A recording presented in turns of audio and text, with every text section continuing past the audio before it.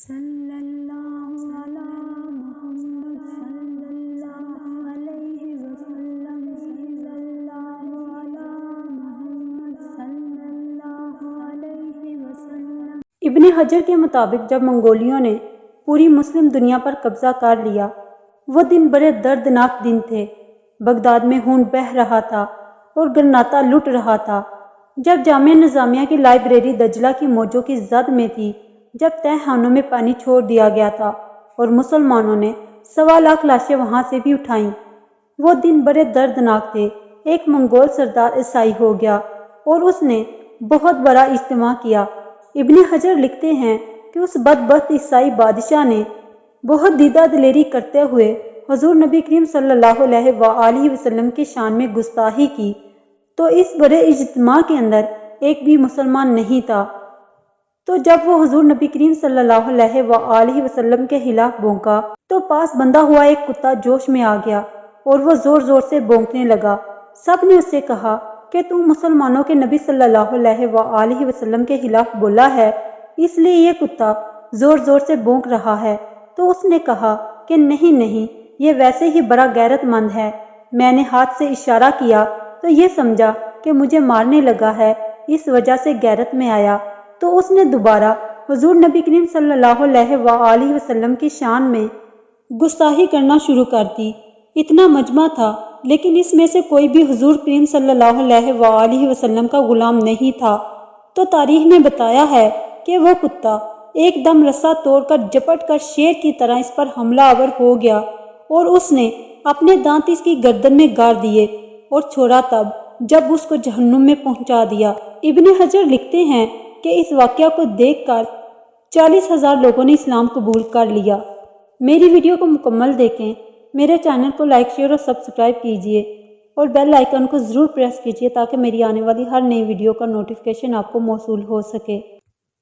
ایک دن ایک معروف کمپنی کے ملازمین اپنے دفتر پہنچے تو ان کی نظر دروازے پر لگے ایک نوٹس پر پڑی۔ اس پر لکھا تھا، کل رات وہ شخص جو کمپنی اور آپ کی بہتری اور ترقی میں رکاوٹ تھا انتقال کر گیا۔ آپ سب سے درخواست ہے کہ اس کی آخری رسومات اور جنازے کے لیے کانفرنس روم میں تشریف لے چلے جہاں اس کا مردہ جسم رکھا ہے۔ یہ پڑھتے ہی پہلے تو سب اداس ہو گئے کہ ان کا ساتھی ہمیشہ کے لیے ان سے جدا ہو گیا ہے، لیکن چند لمحوں بعد انہیں اس تجسس نے گھیر لیا کہ وہ کون سا شخص تھا جو ان کی کمپنی اور ترقی کی راہ میں رکاوٹ تھا۔ اس شخص کو دیکھنے کے لیے سب تیزی سے کانفرنس روم کی جانب ہو لیے۔ کانفرنس روم میں ملازمین کا اتنا ہجوم ہو گیا کہ سیکیورٹی گارڈ کو ان لوگوں کو کنٹرول کرنے کے لیے خصوصی ہدایات جاری کرنا پڑی۔ لوگوں کا ہجوم تھا کہ قابو سے باہر ہوا جا رہا تھا۔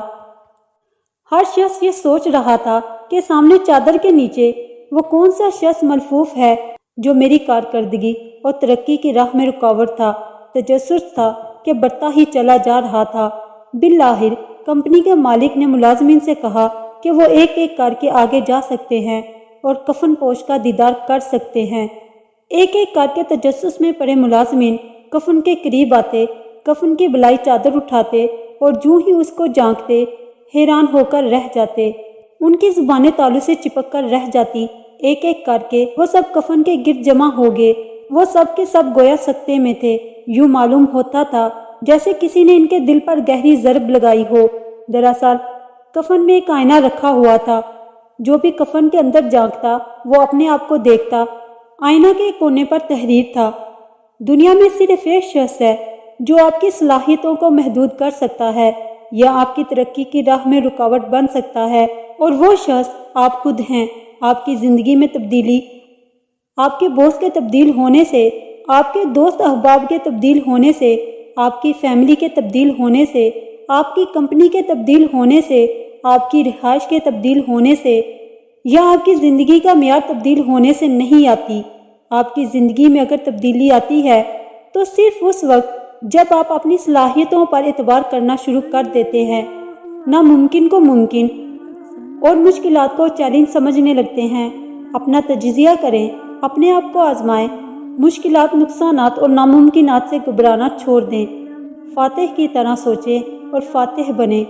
زندگی میں آپ کی کامیابی کا دار و مدار اس بات پر ہے کہ آپ زندگی کا سامنا کس طرح کرتے ہیں۔